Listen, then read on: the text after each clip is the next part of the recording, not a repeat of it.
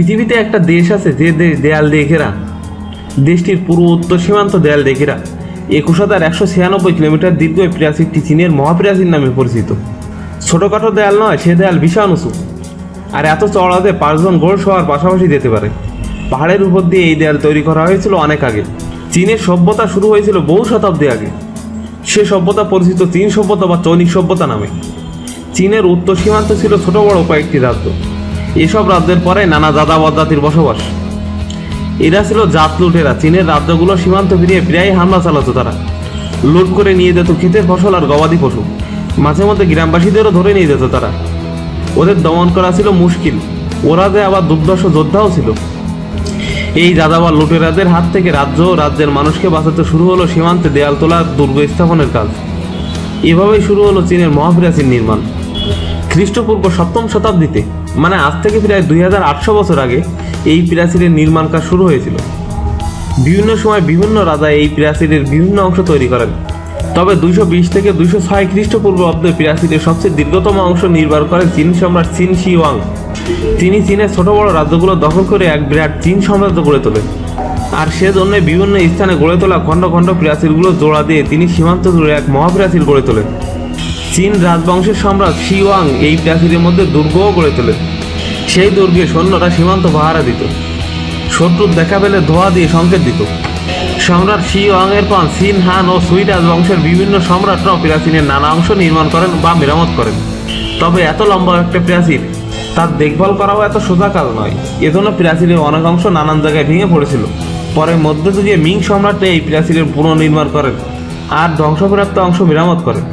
চীনের এই প্রাচীর যে শুধু যাযাবর লুটেরাদের হাত থেকে দেশকে রক্ষা করতো তা নয়, সীমান্ত নিয়ন্ত্রণের জন্য এই প্রাচীর ছিল খুবই কার্যকর। পাথর, কাঠের ফ্রেমে কাদামাটি পরে এবং পোড়ামাটির ইট দিয়ে গড়া হয়েছিল এই মহাপ্রাচীর।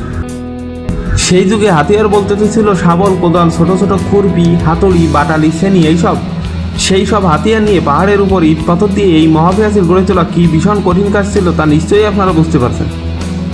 এমনকি এই কর্মযজ্ঞ সাধন করতে গিয়ে কত শ্রমিক যে প্রাণ হারায় তা লেখাজোখা নেই। শুধু পাহাড়ের উপর দিয়েই নয়, এই প্রাচীর গিয়েছে মঙ্গোলিয়ার যাযাবর স্টেপ মরুভূমি আর নদীর উপর দিয়েও। নদীর উপর দিয়ে সেতুর মতো গিয়েছে এই প্রাচীর। চীনের এই প্রাচীরকে কল্পনা করা হয় এক বিশাল ড্রাগনের সঙ্গে। পূর্বে সাংহাইকোয়ান থেকে পশ্চিমে টপ লেক পর্যন্ত বিস্তৃত। শুরু আর শেষের দিকে মহাপ্রাচীরকে দেওয়া হয়েছে ড্রাগনের মাথা ও লেজের আকৃতি। ড্রাগনের লেজ নেমে গিয়েছে সমুদ্রের পানিতে। এখন তো চীনের এই মহাপ্রাচীর বা গ্রেট ওয়াল পর্যটকদের জন্য দারুণ আকর্ষণীয় এক জায়গা। পৃথিবীর ৭ম আশ্চর্যের একটি।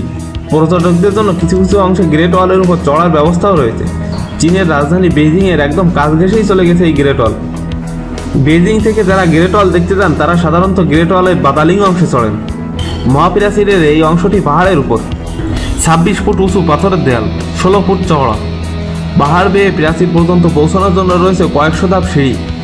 তবে সবাই তো আর এই লম্বা সিঁড়ি বেয়ে উপরে উঠতে পারেন না। তাদের জন্য রয়েছে কেবল কার, নয়তো পুলি দিয়ে ওঠার ব্যবস্থা। বাদালিং গ্রেট ওয়ালের উপরে উঠলে দেখা যায় চারদিকে পাহাড়ের সারি। তার উপর দিয়ে এঁকে বেঁকে চলে গেছে এই প্রাচীর। ঠিক যেন ড্রাগনের লম্বা লেজ। শত শত মানুষ এই প্রাচীরের উপর দিয়ে হেঁটে চলেছেন। পৃথিবীর বিভিন্ন দেশ থেকে প্রতিদিন অসংখ্য পর্যটক আসেন গ্রেট ওয়াল দেখতে, কারণ এর চারপাশে আশ্চর্য সৌন্দর্য দৃশ্য। এপ্রিল থেকে সেপ্টেম্বর মাস পর্যন্ত পর্যটকদের ভিড় থাকে সবচেয়ে বেশি। তবে শীতে যখন তুষার পড়ে, গ্রেট ওয়াল আর পাহাড়ের সারি তুষারে ঢাকা পড়ে যায়, তখন অন্যরকম এক সৌন্দর্যের সৃষ্টি হয়। তুষার ঢাকা শীতের গ্রেট ওয়াল দেখতে তখন ভিড় জমায় পর্যটকরা। সারা বছরই গ্রেট ওয়ালের উপর ভীষণ বেগে বাতাস বইতে থাকে। শরৎ আর শীতে তো কথাই নেই। তীব্র হিমেল বাতাসে প্রাচীরের উপর থেকে পড়ে যাওয়া তখন একেবারে অসম্ভব কিছু নয়। তবুও সেই হিমেল হাওয়া উপেক্ষা করে গ্রেট ওয়াল দেখতে আসেন অসংখ্য পর্যটকরা, কারণ আশ্চর্য সৌন্দর্য আর উঁচু ও ভীষণ দীর্ঘ মহাপ্রাচীরের রোমাঞ্চকর হাতছানি। ভিডিওটি যদি আপনাদের ভালো লেগে থাকে তাহলে এখনই সাবস্ক্রাইব করুন, লাইক ও কমেন্ট করে জানিয়ে দিন আপনাদের পছন্দের কথা।